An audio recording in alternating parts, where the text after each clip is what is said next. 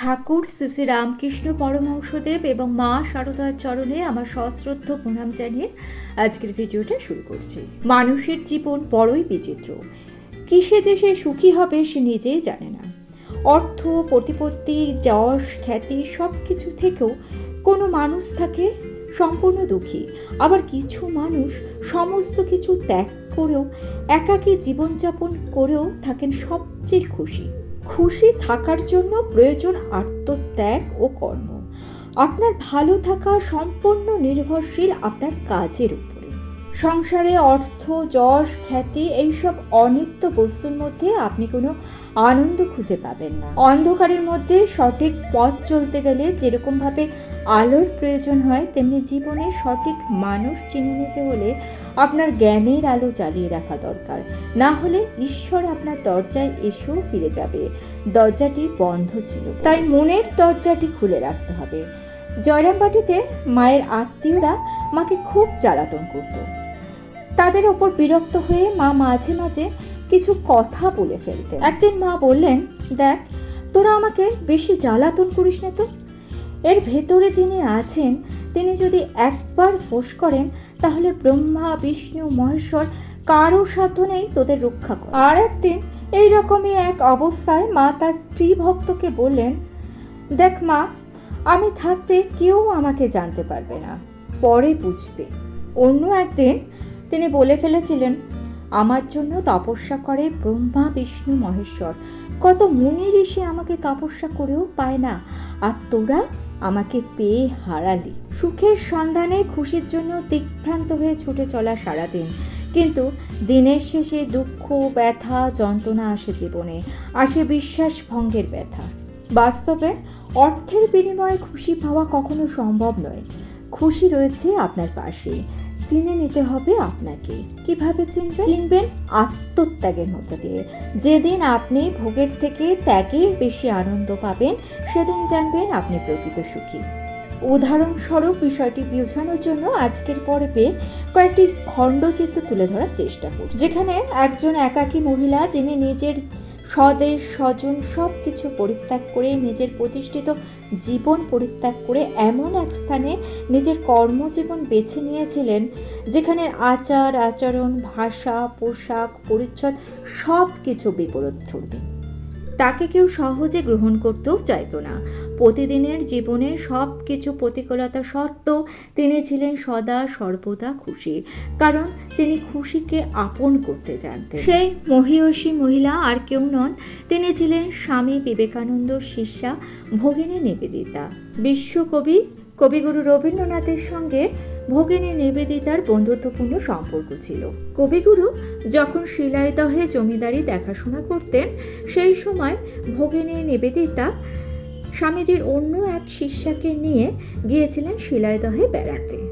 সেই সময় কলকাতা থেকে রানাঘাট পর্যন্ত ট্রেনে গিয়ে তারপরে কুষ্টিয়া যেতে হতো, আর কুষ্টিয়া থেকে নদীপথে যেতে হতো শিলাইদহ। কুষ্টিয়া ছিল গড়াই নদীর তীরে, আর এই গড়াই নদীর পথ ধরেই শিলাইদহে যাওয়া হতো। 1904 সালের ডিসেম্বর মাসে ভগিনী নিবেদিতা সিস্টার ক্রিস্টিনকে নিয়ে গিয়েছিলেন শিলাইদহে বেড়াতে। ছোট্ট একটা বোটে তাদের থাকার ব্যবস্থা করা হয়েছিল। পরদিন ভোরবেলায় রবীন্দ্রনাথের সঙ্গে তিনি গিয়েছিলেন মাঠের দিকে। চাষিদের সঙ্গে দেখা হয়েছিল এবং আলাপ পরিচয়ও হয়েছিল। ভাঙা বাংলায় দুজন মেম সাহেব রবি শস্য চাষের নানা খুঁটিনাটি সম্বন্ধে আগ্রহ প্রকাশ করেছিলেন। তাদের এই আগ্রহ দেখে চাষিরা তো অবাক। তাদের জমিদার রবীন্দ্রনাথের মধ্যস্থতায় এই আলাপ আলোচনা চলছিল। ভগিনী নিবেদিতা সেই সময় বাংলার চাষিদের ঘরে ঘরে ঘুরে বেরিয়েছেন। কবিগুরু জানাচ্ছেন, চাষিরা ভোরবেলায় লাঙ্গল কাঁধে করে নিয়ে মাঠে আসছেন। পথের মাঝে গৌরিক বসন পরিহিতা মেম সাহেবকে দেখে বিস্মিত হয়ে স্তম্ভিত হয়ে দাঁড়িয়ে গেল। কিন্তু ভগিনী নিবেদিতা শিশুদের মতো দৌড়ে চলে গেল চাষিদের কাছে, গিয়ে বললেন, ভাই, তোমরা এমন করে দাঁড়িয়ে আছো কেন? তারা বললেন, আমরা তো মেম সাহেবকে দেখছি। ভগিনী নিবেদিতা বলেছিলেন, মেম সাহেবকে দেখার কিছু নেই, চলো আমি তোমাদের বাড়ি, আমি তোমাদেরকেই দেখব। চাষিরা তখন ব্যস্ত হয়ে তাকে তাদের বাড়ি নিয়ে গেল।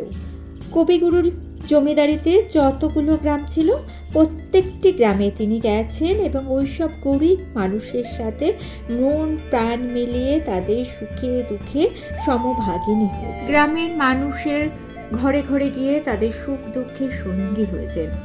এরকমই একজন প্রবীণ ব্যক্তি নবীন প্রামাণিকের বাড়ি গিয়ে তার ধান ভাঙা, চিলেকোটা ইত্যাদি নানা জিনিস মুগ্ধ দৃষ্টিতে তিনি বাড়ির গাছের ডাব আর বাড়ির তৈরি চিড়ের মোয়া তিনি খুশি মনে খেয়েছিলেন। অন্যদিকে বাড়ির মেয়েদের মধ্যেও কিন্তু খুশি ছড়িয়ে পড়েছিল।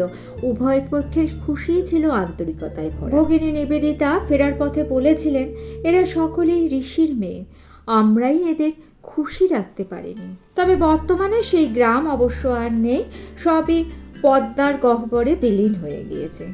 সন্ধেবেলায় তারা গিয়েছিলেন ষষ্ঠীতলায়। প্রাচীন প্রথা মেনে গ্রামের বটগাছের সঙ্গে পাথরকুচি চারা গাছের বিয়ে দেওয়া হয়েছিল মহা সমারোহে। প্রকৃতির সাথে মানুষের এত আত্মিক বন্ধন থেকে নিবেদিতা আপ্লুত হয়ে গিয়েছে। 1905 সালের প্রথম দিন অর্থাৎ 1 জানুয়ারিতে নিবেদিতা গিয়েছিলেন গোপীনাথ ঠাকুর দর্শনে। হিন্দু রীতি মেনে খালি পায়ে তিনি বিগ্রহ প্রণাম করেছিলেন, দুহাত পেতে নিয়েছিলেন চরণামৃত, পান করেছিলেন ভক্তি ভরে। সিস্টার নিবেদিতার নৌকা যেখানে বাঁধা থাকত তার পাশেই ছিল রাজবংশীদের পাড়া। তাদের সঙ্গে খুব আলাপ জমিয়ে ফেলেছিলেন তিনি।